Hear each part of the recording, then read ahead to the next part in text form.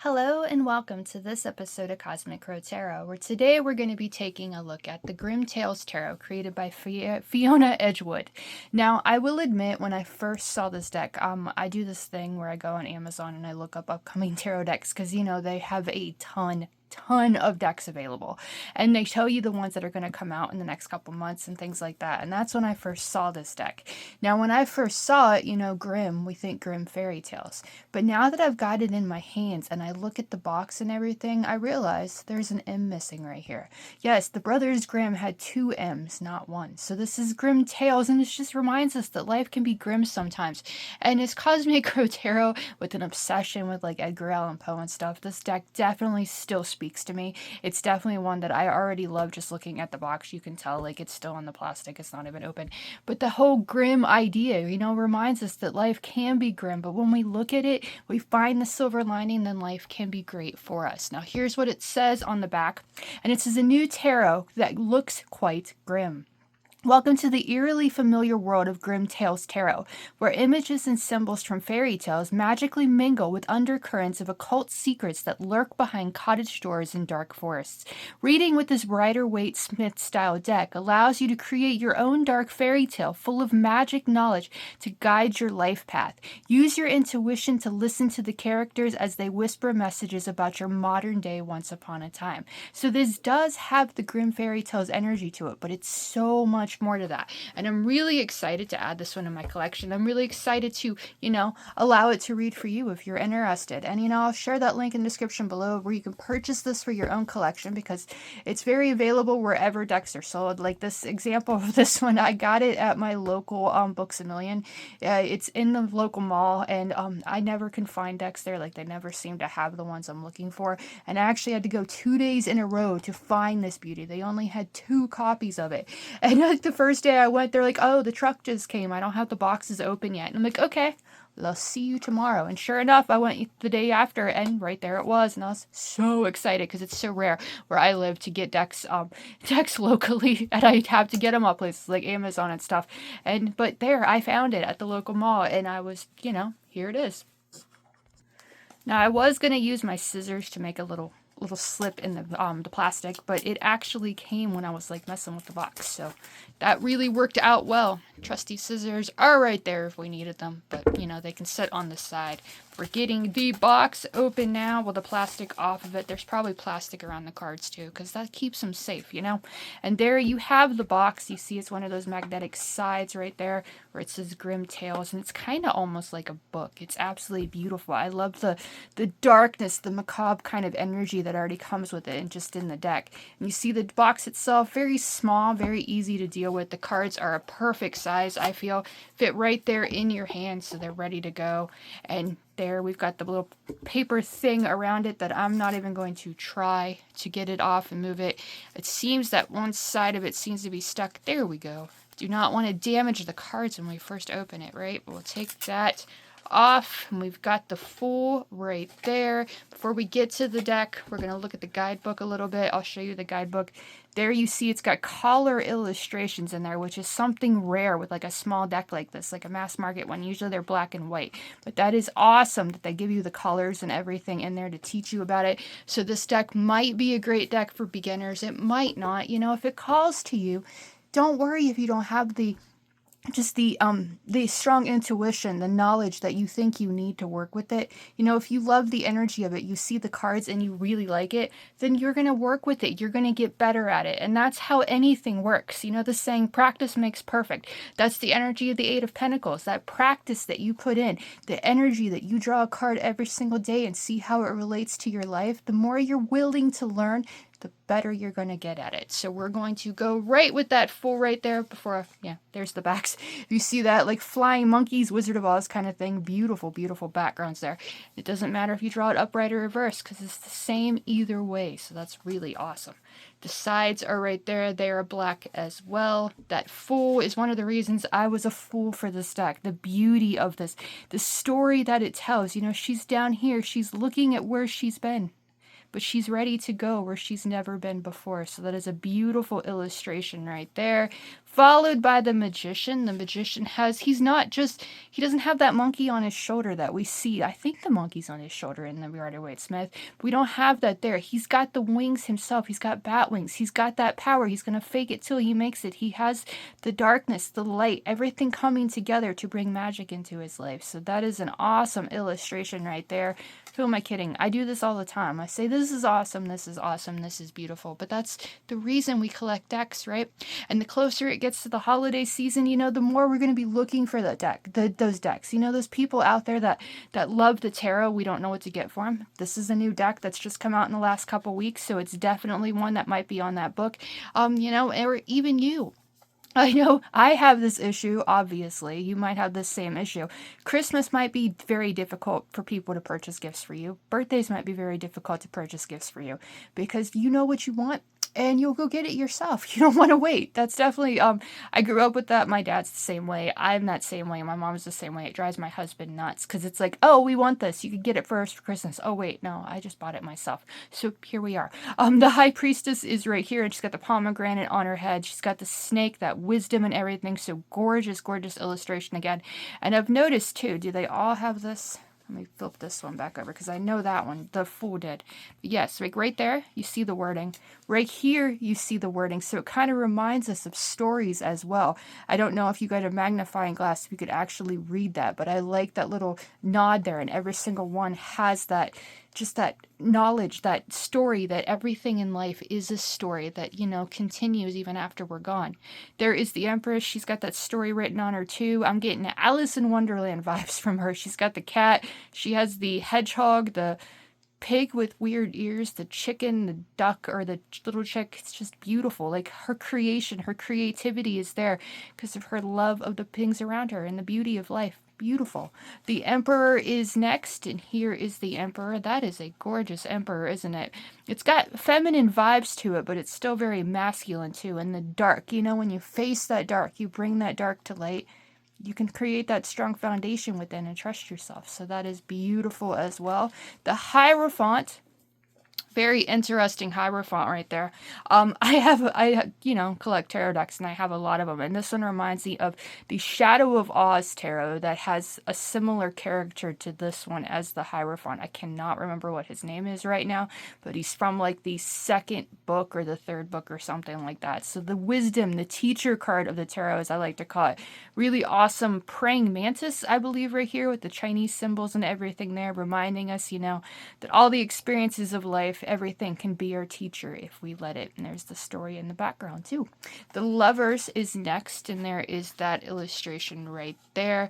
Beautiful again. The birds down at the bottom that kind of look like flamingos, but then too small to be flamingos. And the angel right there kind of whispering, you have to love yourself before you find somebody else to love you. So beautiful illustration again with the words taking up the background on both sides. The Chariots, look at the collar of this one with the cat and everything. What a beautiful illustration. Yeah, I kind of a little bit see like AI work in here, but that does not bother me at all. And I mean, I don't know if it has AI work or not. Fiona Edgewood is the artist behind this. And if I was an artist, I would totally utilize that for my artistic abilities because I don't have any. But just the color and everything, it's beautiful. Whether it's AI or not, it does not matter to me. You just got like the chariot, like saying whatever we have in our power, whatever obstacles we face, we can get behind and face them. Beautiful illustration. Strength follows the chariot right there, and there is that one. Hell at the moon. Find that strength to embrace your inner animal. I love that. That's more than the lion, the maiden holding up open the lion's mouth. Like it's just, let our own voices be heard. That is gorgeous. The Hermit. The Hermit's really interesting because it's almost like, I'm going to flip this over really fast. There, that house that she originally wanted to go in, she's become that house. She's spending that time in solitude to learn from those experiences that she overcame, those lessons that she's learned, the strength that she's found. That's why you spend time in solitude, so you can learn from that and spin the wheel and begin again. Wednesday Addams, anyone? That's what that reminds me of. And she's helping that spider. She's creating that web of what she wants the next chapter to be. So that is a gorgeous illustration. The Justice right here, blind to the distractions. You can take that time to find fairness and balance in your life. And look, it's a white raven and a black raven. That is so cool. You rarely ever see white ravens. I've never seen one in a tarot deck before, so I'm really excited that that is on the Justice card. Yeah, white ravens, white crows, they really do exist, but the other crows don't accept them. The other ravens don't accept them, so they pretty much end their lives just by picking on them all the time. And I think that's so wrong. Dare to be different. When I do festivals and stuff, I have a black crow and a white crow sitting on my table. Their names are Tweedle and Watson. Yes, I name my plushies and stuff like that. But I always keep the white one right there with the black one, because it doesn't matter what you look like. It doesn't matter what other people think of you. When you trust yourself, when you're fair to yourself, then life can start being more fair to you. So that is really, I love this illustration. I'm not a huge fan of the Justice card, but this illustration is definitely up there with my favorites of it. The Hanged Man is a bat right there, and what better interpretation or description of a hanged man than the bat, because it hangs upside down, right? So that is a really cool illustration right there. But death, oh my gosh, wow. This illustration is incredible. The Venus flytrap, I believe it's called, but it's just I am in love with these illustrations. Like they said, each one tells a story. Such a fantastical, sure, why not? Fantastic story that you don't see in any other decks. It's incredible. It's kind of giving me like Tim Burton vibes at the same time, like Miss Pettigreen's House for Special Children or whatever it was called. The dark, but there's so much beauty. Look at that. Isn't it beautiful? There's so much beauty in the darkness, in the occult, when we're willing to look at it. There's eyeballs and the witch woman, the witch doctor right there, pouring water into it, taking what we've learned in the past and applying it to the present, taking what's been lost and putting the knowledge towards something new. Gorgeous, gorgeous illustration. And the devil, wow, look how cute the devil is. Like with the little character on the back, embrace that devil. Move forward. Let go of the past and the vices and addictions and be free, embracing that inner child. I've never seen a devil card that told me to embrace the inner child, and that is, I love that. That is gorgeous. The Tower follows the devil, You don't let go of the vices and addictions. They hold you prisoner. Then everything that you never know might come crashing down. So that is a really cool illustration of the Tower, and it's like a sleeping dude building. Yeah. So those things of the past, and there's even like a cross there on the tower. So there is a lot of story here, a lot to like learn from. I love this illustration. I am loving this deck. It is absolutely beautiful. So please, if you're loving this deck and you're like, I want to know what it wants to share with me, then message me, contact me on the socials, book one directly on my website, and tell me that the Grimm Tales Tarot is the one that you want your reading with.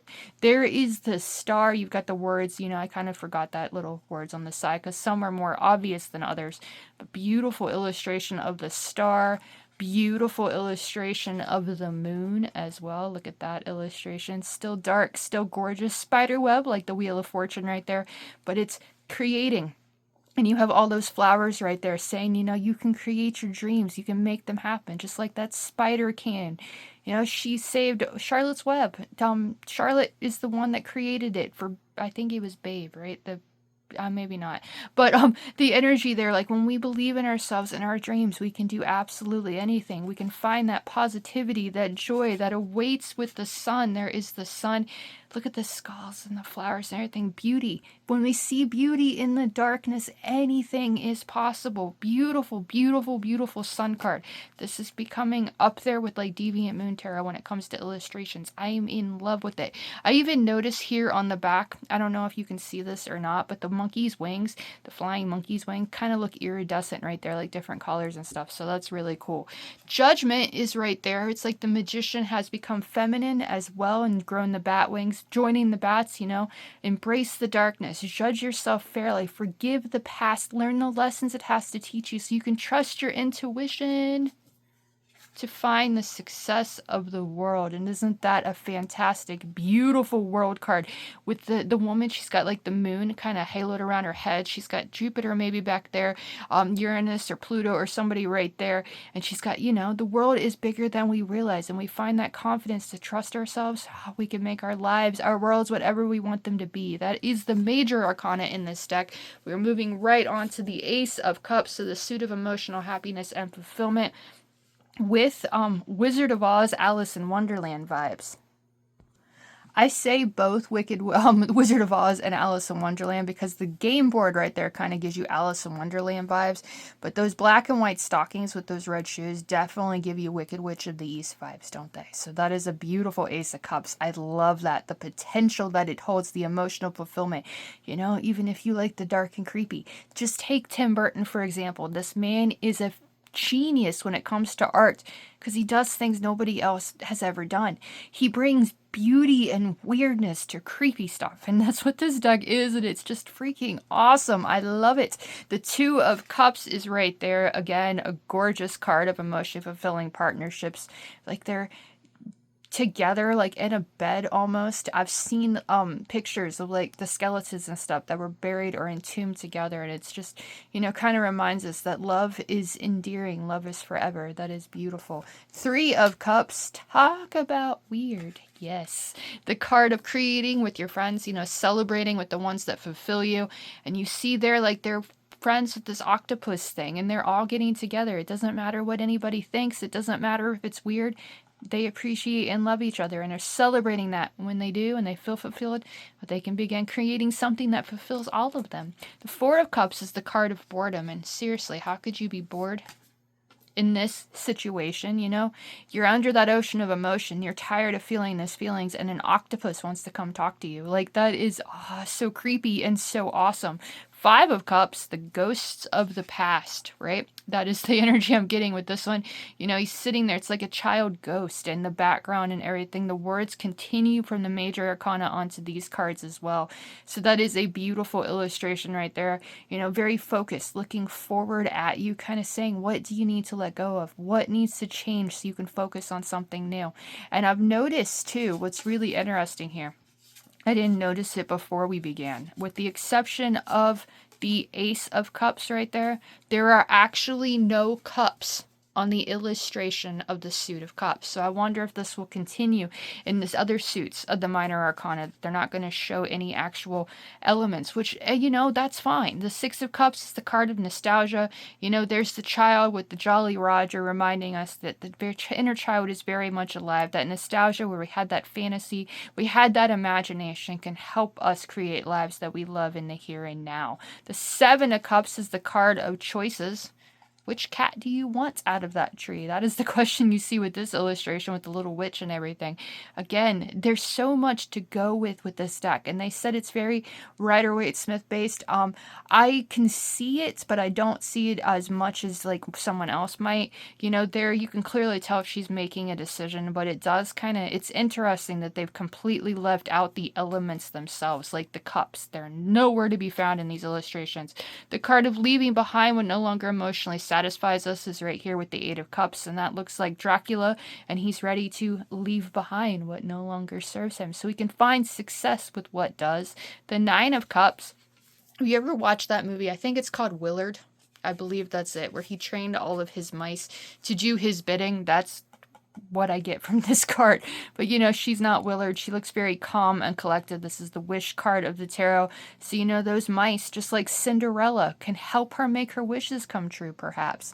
Ten of Cups is the card of the happy family, or as I like to call it, emotional fulfillment with the people that we like, whether we're related or we need to love them or not. It's the happy family that feels right to us. And there is those two cats with all the mice in the top. So again, cats and mice don't really get along, but sometimes maybe they do, and they make us feel fulfilled, or they make the cats feel fulfilled. The Page of Cups follows the Ten of Cups, and it kind of gives me, again, Deviant Moon Tarot vibes, because of the fish down there is definitely one that looks dangerous and sharp teeth. But, you know, it's still teaching her something. She's still learning from it. That inner child is still very much alive because she's communing with the fish, even though she looks kind of bored, doesn't she? The Knight of Cups, the romantic of the tarot, sitting on a frog, reminding us we've got to kiss a lot of frogs before we find our handsome prince. Charming, and that's what the illustration there kind of gives me vibes. But again, dude looks bored. The energy, like, I'm looking at these illustrations and I'm kind of getting like early 20th century vibes from them too, and like the illustrations you see, the pictures that you see of those people in the past, like over 150 15 years ago at this point, or 130 years ago. But that energy there, they were never really smiling, were they? And that's kind of like the energy that I'm seeing, like with these illustrations with the Queen of Cups, those alligators and everything, letting go of, like, you know, the anger and everything so you can let love lead. Yes. The King of Cups is right here with this illustration, and he's got the pirate ship on his head. You know, he's letting his heart lead in those emotional waters, letting go of that ocean of emotion, rising above it so he can let his heart lead in everything he does. So that is the Suit of Cups, followed by the Suit of Pentacles, the Hand from Wednesday, or the Addams Family, it seems, giving us that idea, the potential. That is another card that I saw the pictures of, like the examples, or the yeah, we'll say examples that Amazon had of this deck, and that's one of the ones they showed, and I love it. It's so creepy and weird, and how it's all like stitched back together, reminding us that the pain of our past, when we're able to heal our hearts, can help us create something new and maybe help us make money. So that is awesome. The Two of Pentacles is right here, the card of balance. Again, the somber looks is on these people's faces is kind of, well, for lack of a better word, grim or depressing. But, you know, it kind of reminds us that there's darkness in our lives, and we find balance within. We have to focus on what we have to do and what we want to do. Life can become more balanced. Life can become more enjoyable. Three of Pentacles is the card of collaboration, working together. And there is that illustration, and it's like they're all working on the same goal. So that is very much the energy of that card. And like I said with the cup suit, there are no pentacles. There's the ace that has the original pentacle, but then it just continues. The Four of Pentacles means holding on to all of our skulls, holding on to our money for a rainy day. And you've got all those skulls right there. They do have stars, so they can be seen as pentacles on their heads, I suppose. A beautiful illustration. Again, she looks like a porcelain doll or something, doesn't she? The Five of Pentacles being down on our luck financially, or at the very least worrying about that. There is that illustration. But that red shows, you know, there's hope. There's hope for something better. We find our way out of that darkness and find the people that understand us, because they've been there too, can help us change and transform our lives for the better. The halfway points of the minor arcana are always kind of depressing, aren't they? The Six of Pentacles is right here. The sharing is caring card. And you see there the character in the center is sharing her creepy, awesome balloons with the two children right there. So again, beautiful, beautiful illustration. This is such a creepy deck. I love it. There is the Seven of Pentacles, the card of patience, and as she sits on her broomstick with her bunny, you know, she's having patience as she flies to that house, possibly. They're the dark, like the dead flowers over on the right kind of show, like, you know, letting go of the past, overcoming that obstacle of the past, so you can focus on what do you want to do next. So that is a cool illustration of the Seven of Pentacles. The Practice Makes Perfect card, as I spoke about when I first brought this video, or started creating this video, or recording, whatever. The Eight of Pentacles is right there, and you see like the character there. She is practicing. She has that single candle as she works her magic and witchcraft into her life. The Nine of Pentacles is the card of the financially successful individual, being able to buy yourself whatever you want. Case in point, this deck. Yes, I bought this deck because I felt like I deserved it, and I wanted it. Nine of Pentacles, again, like fortune teller right there. Like, she, again, looks very somber, very grim, but she holds that coin or whatever that ball is right there, saying, you know, you have the power and potential when you learn from those experiences of your past to get whatever you want, to make your future whatever you want. It's the card of ancestors, as I like to see it. Generations of family coming together. That's what this card just screams to me, really. Because she's got the Ouija board. She's got all of the ghosts around her. You know, the ghosts of the past can help us spin the wheel and begin the next chapter when we learn what they have to share with us. Page of Pentacles. That is Pinocchio, most definitely, with the key right there to focus on what he wants to grow. And he has that pentacle in his hand and everything ready to stop telling lies and focus on where he wants to go. The path to success is never fun. It's rarely enjoyable. You know, there's routine, there's boring experiences, all that mundane effort we put in. It's even a scorpion. Like, how cool is this illustration? You know, when we're willing to put in that hard work and effort, just like Fiona Edgewood did with this deck, you can find success, but you've got to be willing to work for it, you know.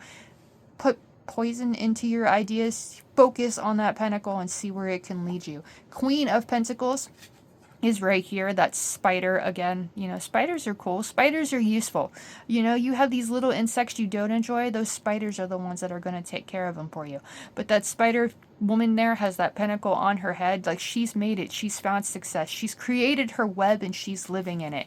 The King of Pentacles is the headless horseman. That's head has been replaced with a pumpkin, jack-o'-lantern. It's very Halloween vibes with this card. And I mean, this deck would be perfect for Halloween as well. Coming up, we got to start talking about those Christmas holiday themed decks too. So maybe that's next week. But that King of Pentacles is right there, like the headless horseman that, take something that we've already created and make more of it. Find success, appreciate the fruits of our labors, because that can help us change and transform our lives to become even more successful. The Ace of Swords is the rabbit right there. Again, beautiful illustration. He's got the sword and he's got the dream, The moon represents emotions and dreams. So when we use logic and trust ourselves and trust our minds, we can start making our dreams come true. The Two of Swords, the card of indecisiveness, and it kind of gives me Edward Scissorhands vibes with this illustration. He's got the scissors right there saying, cut through the distractions, cut through the things that we're focusing on we don't need to, so we can focus on trusting our intuitions and trusting our minds to lead us forward. The card of heartbreak and betrayal gives you Ace of, was it the Ace of it was the Ace of Pentacles, wasn't it? Because he's all stitched up, which, like, it's very empowering and very inspirational with this Three of Swords. Because yes, the heart still has the pins and needles in it, but you've learned from it. You've stitched yourself back up and you can begin creating something better. So I love that illustration of the Three of Swords. The Four of Swords, definitely Wednesday Addams vibes for sure. With that sitting in the coffin and everything, if you watched Wednesday, the second season of it, she's entombed. She's buried alive from the people that are against her. And when they finally dig her up, then she's like, I enjoyed that. So that is the grim creepiness of the Addams family and something that I just adore. So, you take that time for rest and reflection. You can find that strong foundation. I would not recommend like climbing into the coffin in the ground and hoping somebody turns into a werewolf and can get you back out fast enough. But spending time alone, spending that time in solitude to find that strong foundation within can help you trust your mind, help you become the victor of your story, not the victim. And there is the victor or victim card with the three-headed, most adorable little dogs I've ever seen. How cute is that card? I love that. Six of Swords is Snow White, and there is that illustration right there with the rabbits and everything around her. The rabbits could be the dwarves in that story, I suppose. But, keeping her safe, finding that peace and harmony. She's still like the Four of Swords. Four of Swords right there. Spending that time alone can help you find that peace and harmony as well. Seven of Swords is the Thief card of the tarot, and there is the fox in the hen house, or the hen yard, because they're not really in a building. He's got the umbrella and everything. He seems like he's confident and everything, and he definitely is, because he's got that egg. He came in and got what he wanted. The Suit of the Mind, the overcoming obstacles card of the Suit of the Mind, says a lot of times to me, you have to steal back that confidence, find that power within to get behind the wheel of your chariot so you can take your potential, this cosmic egg of the tarot, the Fool, take that potential and do something with it.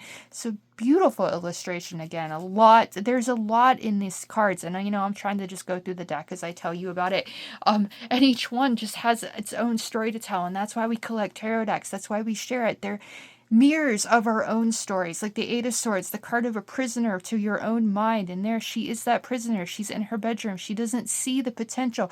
And you see the tops of the trees and everything. And the illustration says, rise above that doubt, rise above that anxiety, so you can find the success of the eight that it represents. The Nine of Swords talk about nightmares.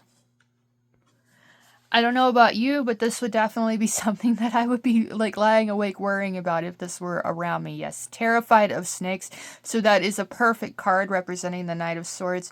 Or yeah, the Nine of Swords, not the Knight of Swords. But like Medusa vibes right there, and like the snakes are even looking at her. So, you have to learn from the experience of the past and you not let that negativity or that fear keep you awake at night.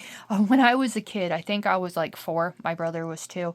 We went to Disney World in Florida and we met cousins while we were down there. And my mom, while I was little, my parents were visiting with family, so my mom went to take us to bed. And when she took us to go put us in the bed that we were staying in that night, the pillowcases started wiggling and moving. I'm not kidding you. There were snakes in those pillowcases. That's where they put them when they were cleaning the tanks and they didn't tell anybody.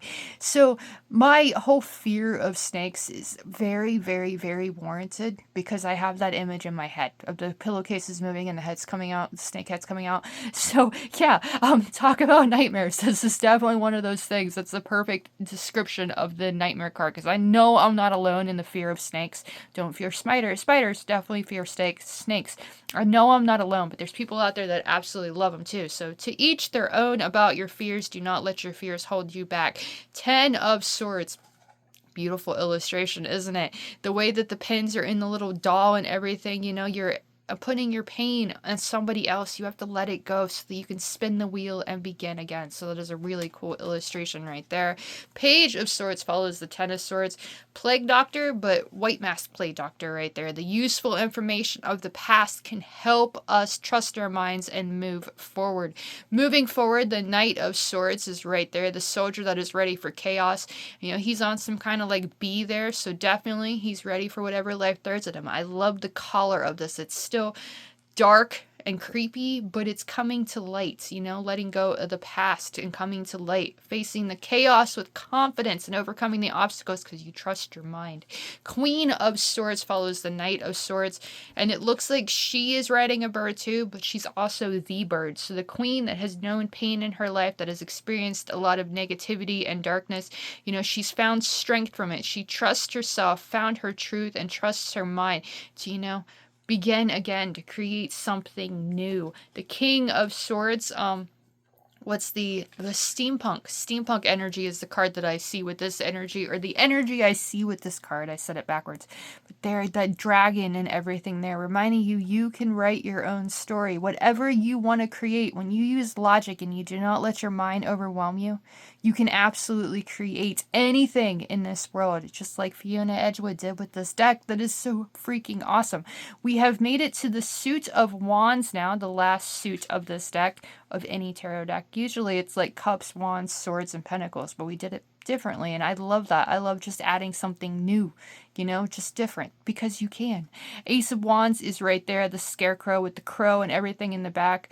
Crows aren't that scared of scarecrows, so it's a weird name for them. I've noticed that. And they're not a huge fan of like the corn. I've heard like people try to feed their crows corn and they're not interested. Like they're not really interested in going in your garden and stealing what you have unless you're growing peanuts, and then they might. So, that's a little tidbit about crows.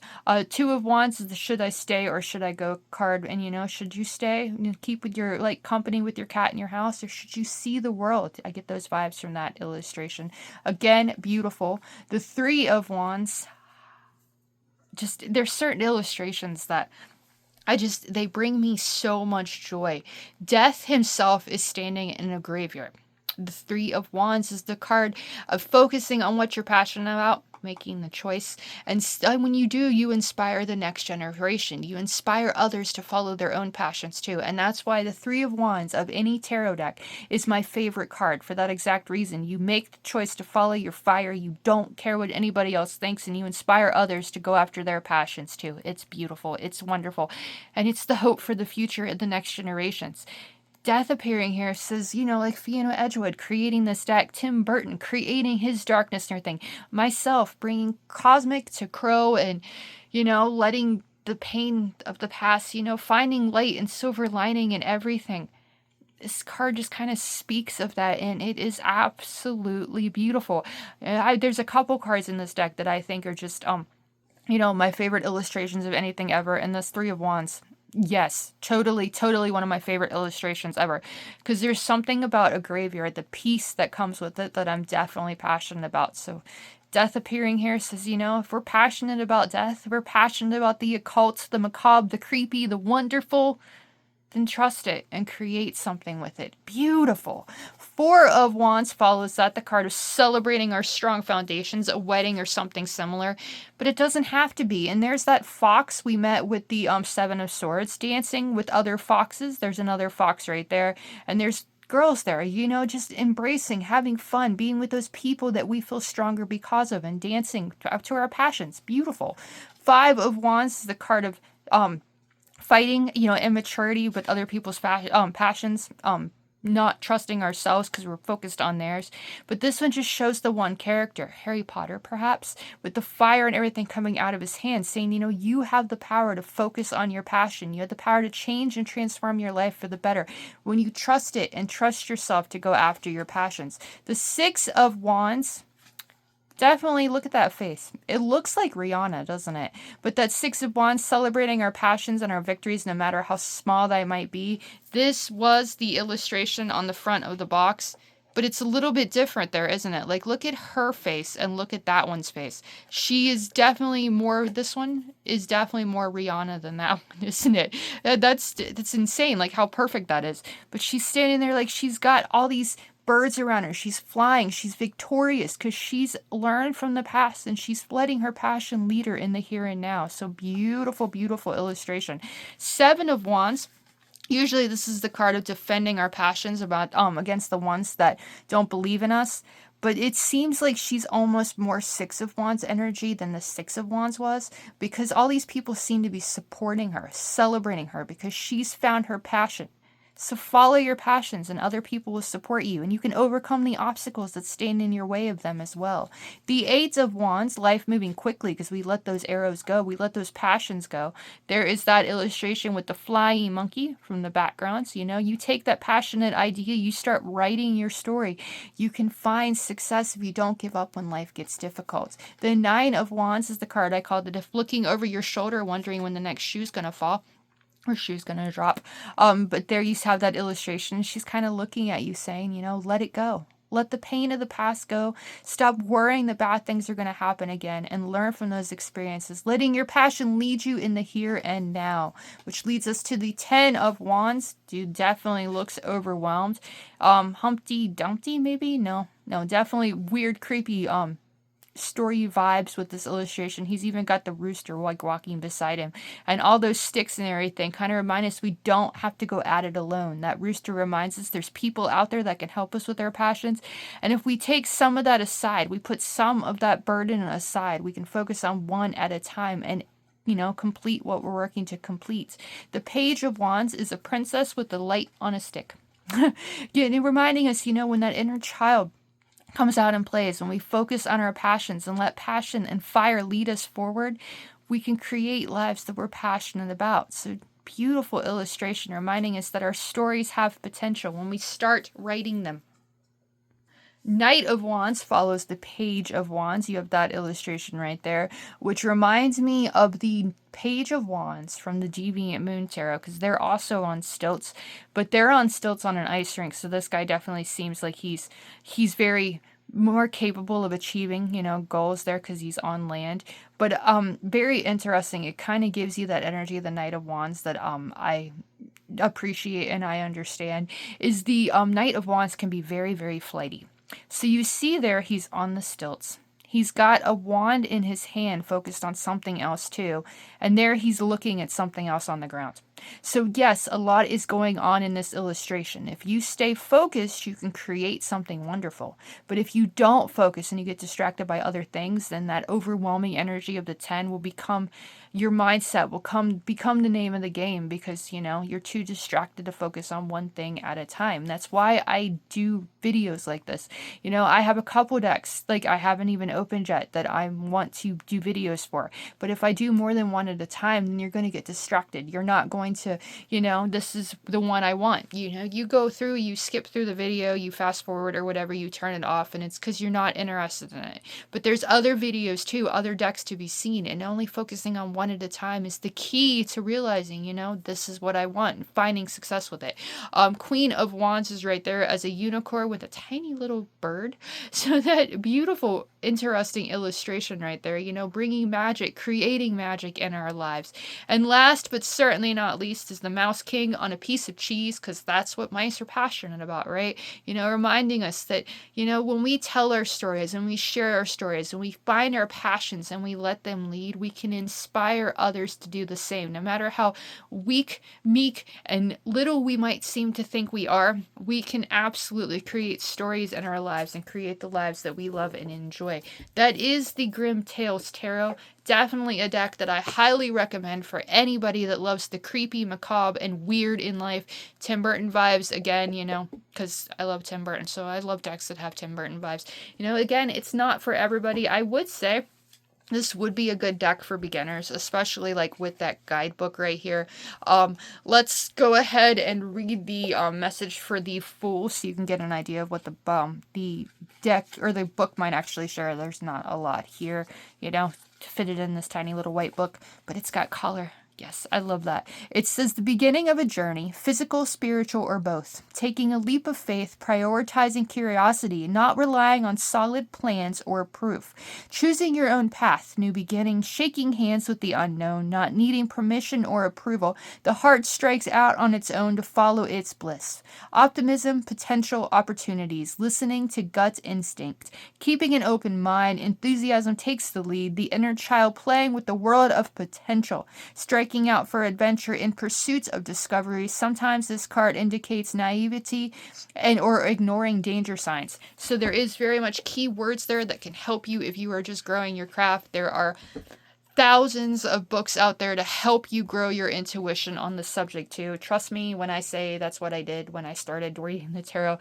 I wrote everything down. I had a journal. I was writing down all the stuff that I was learning in the journal as I drew the cards that just trusted myself to draw the cards. I used that book. I think it was called The Only Tarot Book You'll Ever Need or something like that. And I used that book so much on my Kindle that it officially stopped letting me use it. It says you can't open this anymore. And that was so strange because I didn't even know that was a thing. But yes, Grimm Tales Tarot, interesting deck, beautiful deck, creepy and wonderful and everything. Again, backs, sides, beautiful illustrations. Available for your own collection. Like I said, I'll put that link in the description below. There is the inside of the box with the world right there and the Ace of Cups.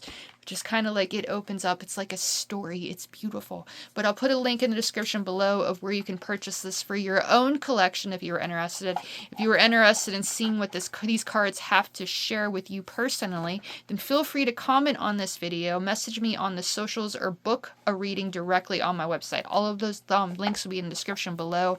Let me know what you think about this deck. Let me, get the conversation going or whatever. But available wherever decks are sold. As always, I want to thank you for watching. I hope you enjoyed the video, and I'll see you again in the next one.